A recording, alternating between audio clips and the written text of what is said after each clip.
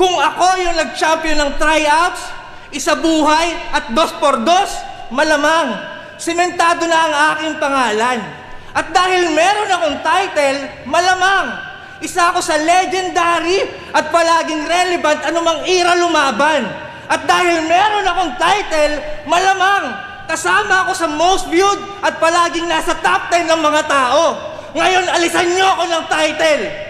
O di ba ganun pa rin? Wala namang nagbago!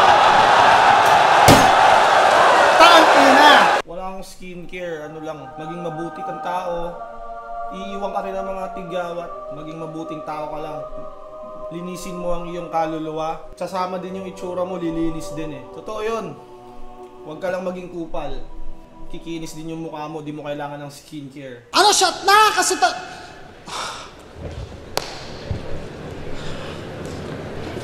Pwede ka ba ulitin? Para mabuo kasi talagang magpuputol-putol sa oras na matagayan! Anong opinion nyo sa fake choke na yun? Halata na maganda pa rin, overused, umay na sa fake choke. Convincing kasi second battle niya na yan sa isang gabi. Pwede. Para sa akin, parang medyo gas-gas na yung fake choke. Pero itong fake choke ni Emzite, lumanding pa rin naman ng tama. Maganda pa rin yung linya. Para sa akin lang, bilang kilala ko si Emzite, hindi niya ako mapapaniwala na magcho-choke siya eh, kasi Emzite magcho-choke, di ba? Sa mga matagal na nakasubaybay kay Emzite, parang sa akin hindi na ako mapapaniwala na magcho-choke siya. Emzite magcho-choke? Come on, man. Pusta nyo lahat sa manok nyo, kontrolado ko to, parang atong ang! Pusta nyo lahat sa manok nyo, kontrolado ko to, parang atong ang! Lakas nun. Day 1 at day 2 dapat to, at ngayong dalawa sa day 2, it's okay. Lampaki kung day 1 o day 2, no cap, I can do this all day! Comment nyo kung nagets nyo yun. Putang, may nag-comment, Iron Man. Di ko alam kung nanggagago to. Editor! Pag in-edit mo to, pakita mo na lang yung Captain America na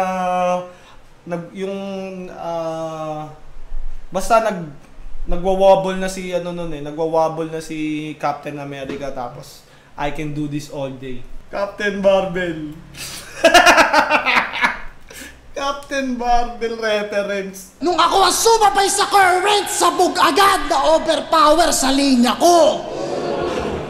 Kasi Uso talagang ipagyabang na tinalo si GL ngayon eh, no? Si Lip Crab nung nakaraan, di ba, laban niya kay Sak. Parang 2 beses niyang pinagyabang na natalo niya si GL. Tapos ito naman si Emzite. kung scientist ka, mali ka na pinasok na laboratorio, ibang Dexter to. Kung scientist ka, iba ka ng pinasukan na laboratorio, ibang Dexter to. Yung Dexter ba na tinutukoy niya, yung killer? Di ba may parang series na Dexter? Darwin's Laboratory. Dexter, hindi Darwin. Putang, nagko-comment na to. Hindi ako galing sa Earth! Kabilang globo katagos pa! Well, I'm light years ahead! That's space and time! Ano masasabi nyo sa round 1 ni Emzite? Comment nyo. Para sa akin, malakas yung round 1 niya. Dahil dun sa Captain America reference, tsaka nagustuhan ko yun. Yung Dexter, nagustuhan ko rin yun. Uy! May bagong miyembro tayo, si Kulas. Welcome sa aking clan, Kulas. Parte ka na ng aking gang. Send ako 5H, pamura si Badang. Send mo na. Panay call out ng call out. Gutom na gutom itong Leon na mag-contest. Pwes kung gutom ka, ako yung ulcer sa yung Napoleon Complex. Napoleon Complex, di ba sa mga maliliit na tao yun? Nagiging matapang sila dahil nga maliit sila. Parang defense mechanism nila para hindi sila maapi dahil nga maliit sila. Kaya nagiging violente sila. Kaya ka lang naman nag-32 kasi magre-rebat ka ng madami dahil di yung kasama sa bilang. Magulang!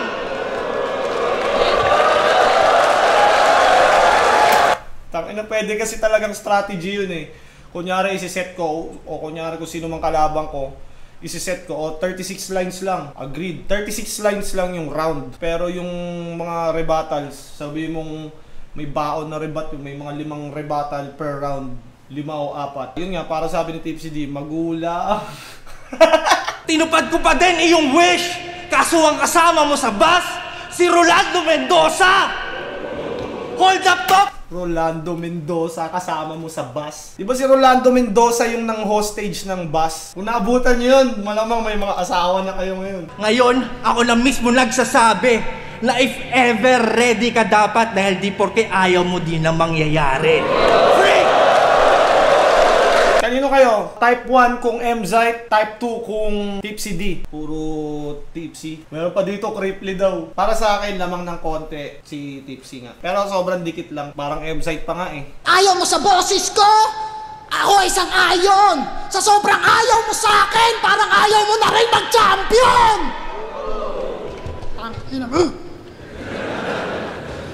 Bias ba yung crowd o talagang cringe lang yung rebat na yun? Oh, hindi mo ire-rebat kasi hindi mo naman ginawa.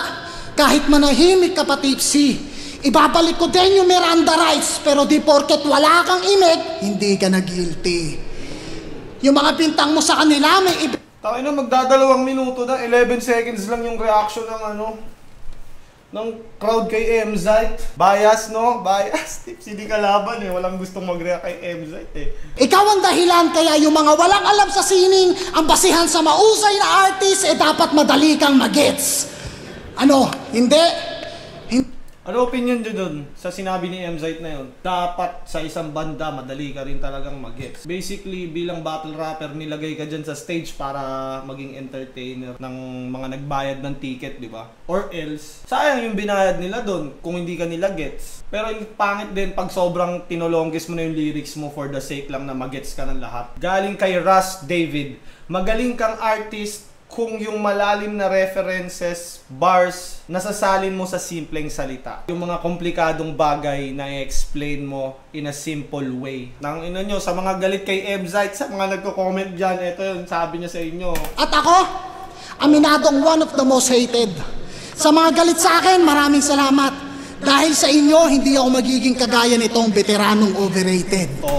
Ina nyo ha. Mga galit dyan sa comments ha. Mag-sorry kayo. Time! Pag sinabi kong 100%, ibig sabihin ay 1, 2-0! 2-0 kasi ender niya yun sa second round. So, ang sinasabi niya, lamang na siya ng 2 rounds. Kaya panalo na siya ay 1, 2-0. Plus yung 100%. Anong masasabi niyo doon sa ender na yon? Parang video okay. May title at lahat, hinahanapan pa rin ng bilang.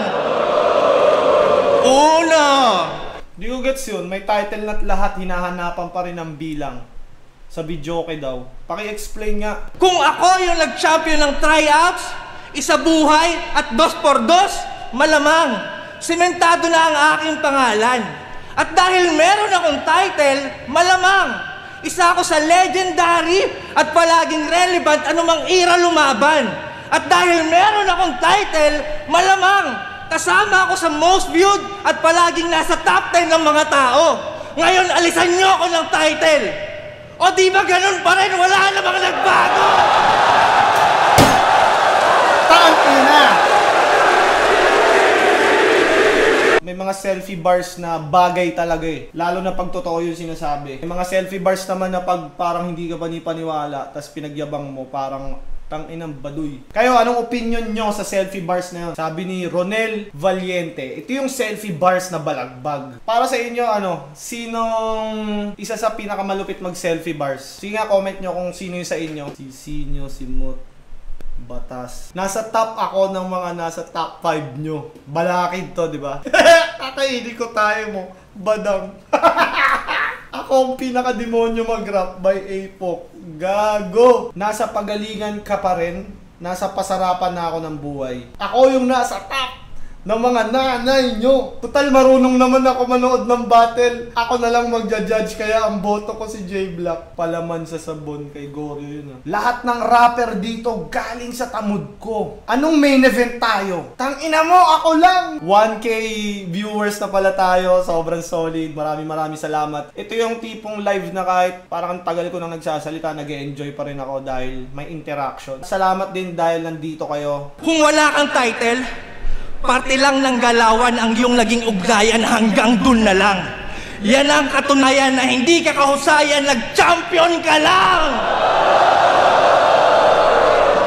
Hindi ka kahusayan, nag-champion ka lang. Agay, cool! Champion lang pala ako, di pala ako ganun kagaling. Sabi ni Drake, parang nawalan ng bilang yung achievements ni Emzite. Talo ko kay Cripply. Tangina, wala ka naman nung ahon na yun. Boss, 4-1 boto, di ba? 4-2 na. Cripply, 3 na lang. Panalo ka na. O gusto mo, si Sinyo, Joker, talongin natin. Repa! Sino panalo? Cripply? Ako. Cripply.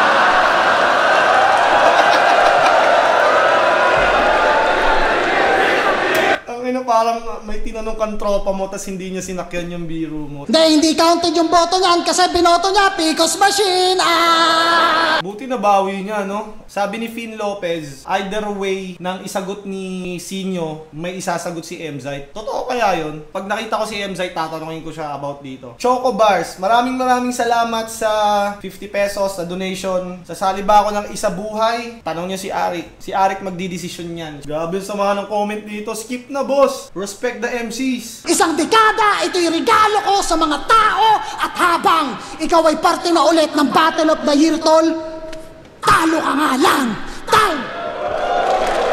Feeling ko hindi makabuo ng momentum si Emzite kasi puro tipsy fans yung nandun eh. Pinagyayabang na naman yung mga championships. Kasasabi ko lang, tanginang estilo yan ang sangsang. O di ba kung wala kang title at yung ginayang round ko kay Poison, edi sana wala kang round 3, gago. Di na nag-rhyme kasi Oh, ano masasabi niyo sa rebat ni Tipsy na yun? Pero di ba streamer ka? Ano yung stream mo? Run online? Ayaw mo magpa-raffle? Ayaw mo magpa-raffle? Lagari sa tiyan ng Olano, labas ang pusod, Carlos Yulo! Kaya naman ang daling isinilid, walang palag. Hindi na malikot. Teka, ang luwag pa sa body bag, kasya pa si Mot! Ang luwag ng body bag, kasya pa si Mot! Feeling ko ikakasa to agad. Flip top, ahon day, ahon for 15, day 2! Nakalimutan niya kung anong ahon to eh. Ang boto ng Orano, 5-0! Maingay para kay Tipsy D!